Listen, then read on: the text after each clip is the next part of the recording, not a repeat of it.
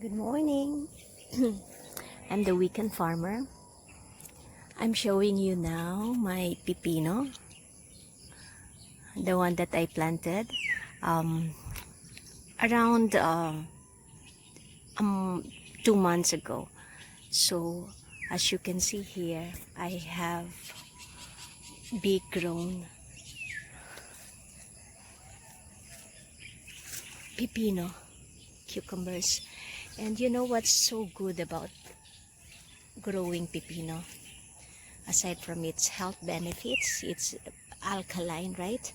And it's very good either just by garnishing, eating it on its own, some with vinegar and salt, or you can preserve it like achara.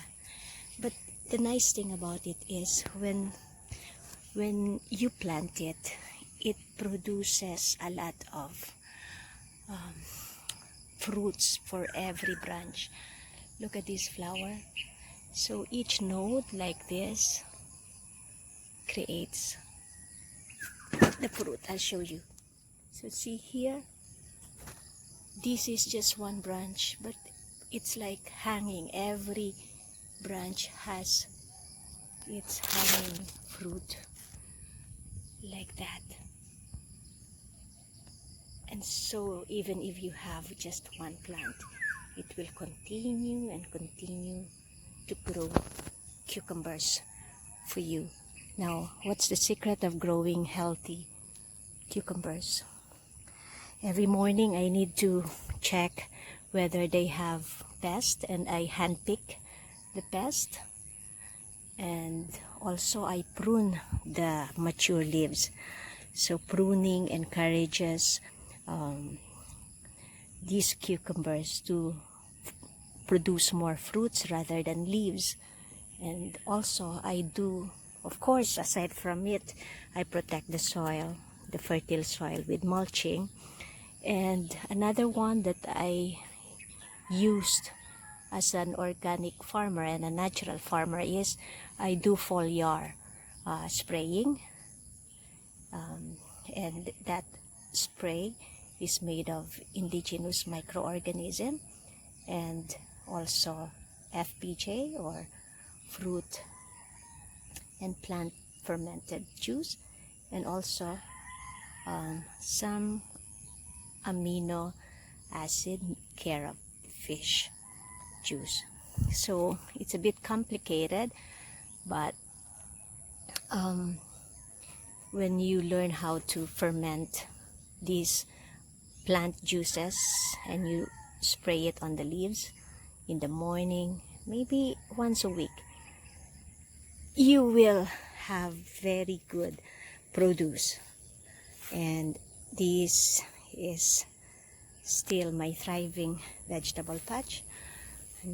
I'm just gonna walk you through. Okay, my squash patch producing a lot of shoots, flowers, and it's also my ground cover. And on its 13th week, look at my very tall eggplant, still producing lots of fruits and flowers. Also, I handpick the pest and give it a foliar spray once a week. I also make sure that I prune the leaves, especially the leaves that are being overlapped and not receiving enough circulation and sunlight. I make sure that I prune the leaves. Okay, this is a sample of one centipede that's on the leaf, so you can remove them. Also, this kind of pest that is like attached to its, sometimes I don't get them if it's not really bothering the fruit. Okay, so now I'm so happy, and I'm waiting for my tomatoes to just continue to thrive and fruit, because right now they are flowering. And look at this ground cover. It's made of mustasa and alugbati.